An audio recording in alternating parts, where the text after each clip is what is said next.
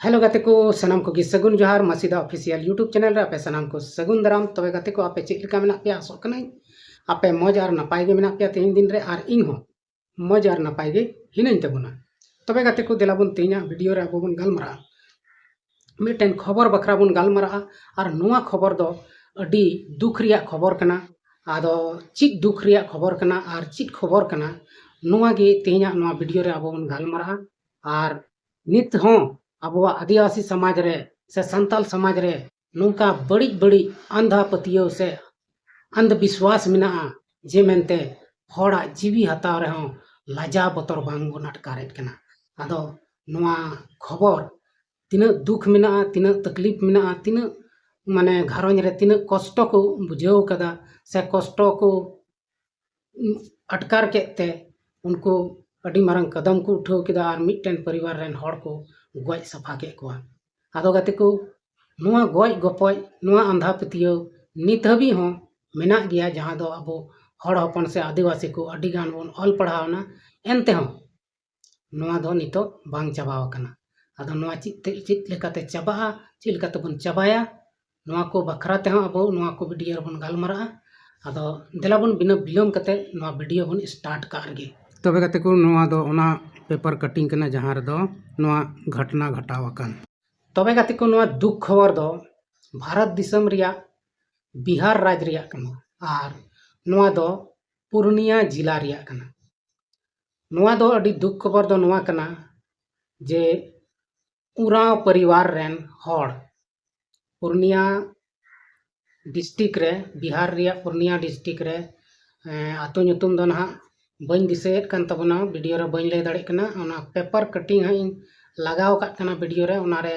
आपे नेल तबन पे और पूरा ओना पेपर कटिंग पे पढ़ाव तबना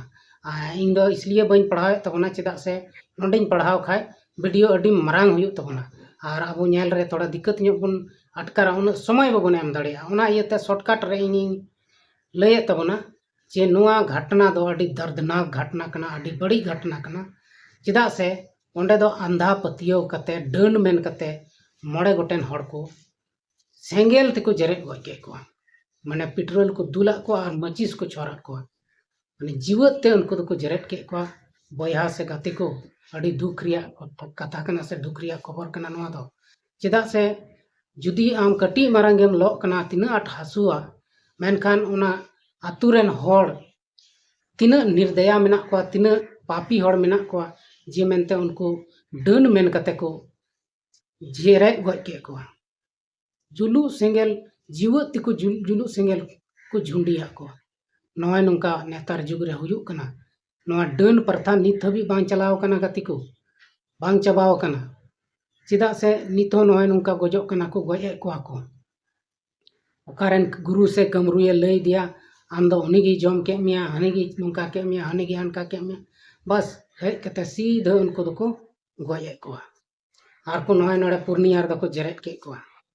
उनको पूरा 50-60 टी आतो रेन हड़ मिलाव कते उनको ओड़ा को हेजना और ओड़ा ते साब कते को तुट के को बाबा हड़ गोगो हड़ मिलाव ते 5 टी को जरेट गज के को आदो कते को तिहिन नुआ अडी मुश्किल रिया कथा कना उन ऑल पढ़ाव कते रहो हड़ चिदा बको हुसियरो कना हड़ चिदा बको बुद्धि बांग हे को कना बहक रे नवा गे अडी मारंग सोचने वाली बात कना सोचा रिया कथा कना चिदा से तेहिं भारत दिसम स्वाधीन दिसम आजाद दिसम कना जहाटा गे जहां धर्म में मनाव दाड़िया कोनो रोक टोक बनुआ ओना ताला रे हो नितो धर्म कखानते नय नुका गज गपज हुयु कना आदो चित होई दाड़िया लाहा से नवा बन बुझ दाड़िया आदो गाते को सरीगे इन दर्दनाक घटना घटा कना जहां रे दो आको गुतियरन गे मिटन कोड़ा गिद्रे हसु कान थेना और उनी दो बेसते बाकू इलाज लेदीते उनी दो चिका कना बोंगा तला कना गजुक कना जैसे कि उनी गुजुक कना तबे उनको जहां ओड़ा रने गज कना उनी गिद्रा उनको ओड़ा रेन दो रंगाव तको आग बबुलायना और आको ओड़ा रेन बगल रेन ओड़ा रेन गे मिटन हड़ को मताय कना आपे दो डन कना पे आपे घरंज रे डन मिनाया से आमदम डन कना नोंका लेकाते उनी पूरा को टॉर्चर के दिया टॉर्चर कते बाद रे उनको दो गोटा घरंज रेन गी को साब के कोआ आर को ताल ताल तको गoj के कोआ आर जेरेट के कोआ उनको दो जीवत तेगे को पेट्रोल को छिटकेवा को आर जीवत तेको जेरेट के कोआ सेंगेल को झुंडिया कोआ आदो नुआ दो अडी मारंग दुख रिया कथा कना बया को निया जुग रहो जहाँ दो डिजिटल जुग कंप्यूटर जुग मोबाइल जुग को मेता कान निया को समय रहो डन मेन कते को गoj कोआ चीज हुयुक कना नुआ धरती रे आर चीज दो बांग नोंका दो बखाय बांग कमी चाहिए कना चिदा से डन प्रथा से डाइन दो बाकु साबित कना लहा और नित हो मेना को से बनु को शैताना कमी ते उनको को कमी इदा मेनखान नुआ बेस बड़ी हड़ बाकु उरुम दाड़िया कना आदो नुआ गी उरुम चाहिए और नुआ गी नेल चाहिए हुदिस चाहिए जे मेनते नुआ दो मिटन अफवाह कना से मिटन अंधविश्वास कना मेनते और नोंकाते समाज अब बड़ीजो कना समाज तलारे आयमा लेकाना भेद भाव पैदा कना आदो गति को नोहाय नोंका दो बांग कमी जरूर कना चिदा से अब जुदी नोंका बन कमियेत कन खाय अबुआ गे घाटा दो मेना अबोरेन आदिवासी हड़ गे को घाटा तहना आर को घाटा नोंका बड़ी कमी नितो तीन दर्दनाक कहानी मिटन उनको ओड़ारेन मिटन कोड़ा गिद्रे साये कना उनी कोड़ा गिद्रे दो झेल खोय नेल का को दयागी नेल का को उनको घारों रे चीज लेका उनकोरेन घारों रेन हड़ को सेंगेल को लगाव को कना उनी कोड़ा गिद्रे उनको आज गो बाबा से आज बोया को जखन सेंगेल को लगाव को कान थना उन धरी उनी दो कोयो का को आर उनको दो सौ सौ जुलु को धुरेवना कति को उनी कोड़ा गिद्रेवा नवा दिल रे तीन मरंग चोट पहुंचाव दिया अब बन बड़ाय दड़िया से बन अनुमान दड़िया आदो नहय नुका हुयुक कना अब आदिवासी समाज रे डन बोंगा सनामी अब समाज रे हेना को नित हबी ते मेना को अब बाबन बगिए को उनको गे और उना इया तगे अब बाबन बगिए को कना उना इया तगे नित अब तलारे आयमा लेकन बढ़िया हुयुक कना और आयमा लेकन माने दुर्घटना घटा कना आदो नोआ खो बंचाव ची लेका तबन ताहेआ सेबन ताहेना नोआ गे बन कुरुमुटुइमा जे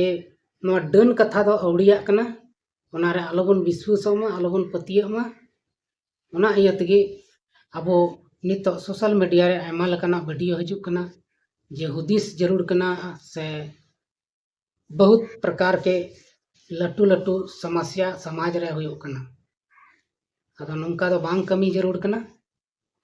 अब जुदी समाज स्तर ते भागिया कमी बन मेने खाय नो डन प्रथा दो इकवा तेगे हुई सबना और नोंका जुदी बाबन इकवा तबे अब समाज दो